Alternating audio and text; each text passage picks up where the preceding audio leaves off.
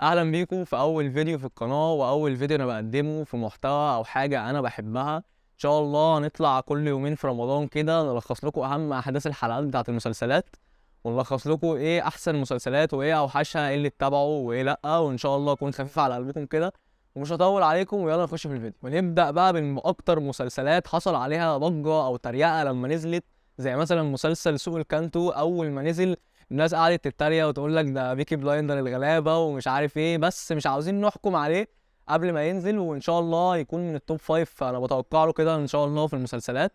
بطولة الفنان أمير كرارة، الفنان فتحي أبو وهاب، والجميلة مي عز الدين بعد غياب رجعت تاني، فإن شاء الله هنشوف عمل جميل جدا. تاني مسلسل معانا هو تقريبا أكتر مسلسل حصل عليه ضجة لما نزل وحصل عليه انتقاد كتير، هو مسلسل تحت الوصاية للفنانة منى زكي. أول ما البوستر الدعائي نزل ناس كتير قوي قعدت تتريق وقعدت تقول هو كده بتسوق سمعة مثلا المحجبات أو كده، بس بعد ما البرومو الرسمي نزل شفنا أداء فردي من منى زكي في البرومو زي ما هي معودانا، فشكلنا برضه هنشوف عمل كويس وقصة بسيطة مش معقدة، وإن شاء الله هيكون العمل كويس. يعني تالت مسلسل معانا وأخيرا بعد غياب عن السباق الرمضاني للفنانة دنيا سمير غانم، أخيرا رجعت لنا بمسلسل جت سليمة، مع طبعا الممثل اللي هما الاتنين في كيمياء كبيرة أوي بينهم، الفنان محمد سلام، زي ما شفنا في لالا لاند ولهفة، في كيمياء كبيرة بينهم وحقيقي بيقدموا كوميديا خفيفة ما تخلكش تبقى قرفان من المسلسل أو القلاشات اللي فيه رخيصة أوي. هنشوف ان شاء الله مسلسل بعد رجوع الفنانه دنيا سمير غانم هيكون كويس جدا، مع الكبارين بيومي فؤاد والفنان سيد رجب. رابع مسلسل معانا اللي حقيقي الكاست بتاعه ممثلين تقال جدا، زي الفنان القدير احمد عبد العزيز، الفنان حسين فهمي، الفنان احمد فهمي، والفنان صلاح السعدني. هو مسلسل سر الباتع اللي هيتكلم عن حقبتين، حقبه الماضي عن الحمله الفرنسيه وكان في مقاومه في البلده دي او كده، وحقبه الحاضر اللي هي هيكون فيها احمد فهمي وريم مصطفى.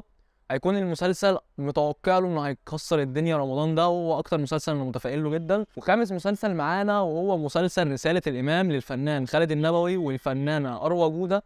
هنشوف مسلسل له طابع ديني تاريخي بيقدم شخصية الامام الشافعي، واحنا طبعا كلنا بنتحمس للمسلسلات دي عشان نتعرف على الشخصيات القديمة العظيمة اللي احنا ما عصرناش. والمسلسل اللي بعده هو مسلسل الاجهر، اللي شفنا من البرومو بتاعه انه بيكون قصته كلها متصورة بره مصر، ولكن حقيقي الفنان عمرو سعد لسه متقمص شخصية سرية بتاعت ملوك الجدعنة، مش عارف يطلع نفسه بره مود الشخصية دي. نفس القصة، نفس الحركات التعبيرية، ونفس الكلام، ونفس كل حاجة. نتمنى من فنان كبير زي فنان عمرو سعد نشوف منه حاجة مختلفة الفترة الجاية، وما يفضلش ثابت وحاطط نفسه في الشخصية دي بس. والمسلسل اللي بعده هو مسلسل ضرب نار للفنانين أحمد العوضي والفنانة ياسمين عبد العزيز. الحقيقي الفنان احمد العوضي الفتره الاخيره قدر يكتسب حب الطبقه الشعبيه وكسبهم في صفه، خلاهم بقوا مرتبطين بكل عمل ليه حرفيا يتابعوه ويكونوا متحمسين ليه اكتر من اي عمل تاني. طبعا جمله الشهيره اللي بيقولها في كل مسلسل دايما بتفضل معلقه مع الناس في الشارع، زي على الله حكايتك، كانت كل شويه بتتقال في مسلسلات. هل رمضان ده هنشوف جملة أحلى على أحلى هتبقى ماشية مع الناس كلها في الشارع ولا إيه؟ ده اللي هنشوفه طبعا لما المسلسل يبدأ. المسلسل بقى اللي بعده اللي حرفيا الناس كلها مستنياه، مسلسل الصفارة للفنان أحمد أمين والفنان طه دسوقي وآية سماحة. حقيقي المسلسل ده الناس كتير متحمسة له، هيقدم لنا كوميديا خفيفة جدا زي حاجة كده من ريحة موضوع عائلي لطه دسوقي. والفنان أحمد أمين ليه يعني فنان كبير جدا ودايما أعماله بتكسر الدنيا. نشوف مسلسل جميل قوي في رمضان، وطبعا كله متحمس له، وهيكون من 15 حلقة. فحوار ال 15 حلقة ده منتشر كتير رمضان ده، ودي حاجة يعني الكل حاببها، لأن حوار ال 30 حلقة ده كان بيحصل مط كبير قوي في الأحداث وحاجات ملهاش لازمة كانت بتحشي في النص. فكويس اللي فيه حوار ال 15 حلقة ده نزل الحمد لله رمضان ده. وهنشوف المسلسل اللي بعده وهو الكتيبة 101، وهو رجوع للفنان عمرو بعد اعتذارات كتير قوي قدمها لمسلسلاته اللي فاتت، زي مسلسل احمص ومسلسلات كتير تاريخيه كان هيقدمها، وطلع وقدم اعتذارات ان المسلسلات هتتاجل.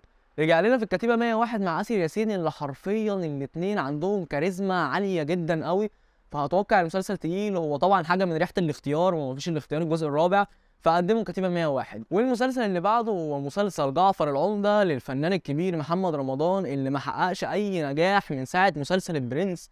نزل مسلسل موسى، نزل مسلسل المشوار، وهبته في المسلسلات في الموسم الرمضاني ساعتها ما كانوش احسن حاجه والقصه كانت ضعيفه جدا. فهل الموسم ده محمد رمضان راجع بحاجه كده من ايام البرنس وهتبقى القصه جميله؟ هيطلع معاه الفنانه زينب والفنانه ايمان العاصي والفنانه منى فضل. والمسلسل اللي بعده هو مسلسل اكسلانس للفنان محمد سعد. حقيقي كان نفسنا كلنا الفنان محمد سعد يخرج عن جو الكوميديا اللي هو حاطط نفسه فيه الفتره الاخيره، زي ما شفناه في فيلم الكنز والاداء الجبار اللي حرفيا عجب كل الناس وعجب كل النقاد. كان نفسنا انه يخرج من الجو ده، ولما شفنا البرومو بتاع المسلسل خيب ظننا المسلسل انه مش متعوب عليه والقصه شكلها مش حلوه اصلا. حقيقي كان نفسي الفنان محمد سعد يرجع ويحقق نجاح زي زمان زي ما عودنا، بس بلاش نحكم على الكتاب من غلافه وهنشوف لما المسلسل ينزل. والمسلسل اللي بعده هو مسلسل رشيد للفنان محمد ممدوح، وانا برضو اتوقع المسلسل ده هيبقى من التوب 5، وطبعا هنشوف كل الكلام ده اخر رمضان بعد ما المسلسلات تنتهي، او ايا كان هو 15 حلقه او 30 حلقه. طبعا الفنان محمد ممدوح معودنا على الاداء الفردي العظيم اللي بيعمله كل مره، فهنشوف هيطلع معاه الفنان ريهام عبد الغفور والفنان احمد كمال. والمسلسل اللي بعده هو مسلسل بابا المجال للفنان مصطفى شعبان، اللي برضه لما شفنا البرومو عرفنا قصته انه هيطلع طبعا ابن بلد وجدع ومحدش قادر عليه وبيفتري على الظالمين وبينصر المظلوم، وكل ده طبعا اللي بيعمله كل مسلسل وكل سكريبت للمسلسلات بتاعته بتبقى كده، بس طبعا مش هحكم وان شاء الله يبقى مسلسل حلو يعني. والمسلسل اللي بعده هو مسلسل الهرشة السابعة بطولة الفنانة أمينة خليل، اللي حققت نجاح كاسح رمضان اللي قبل اللي فات بمسلسل خلي بالك من زيزي.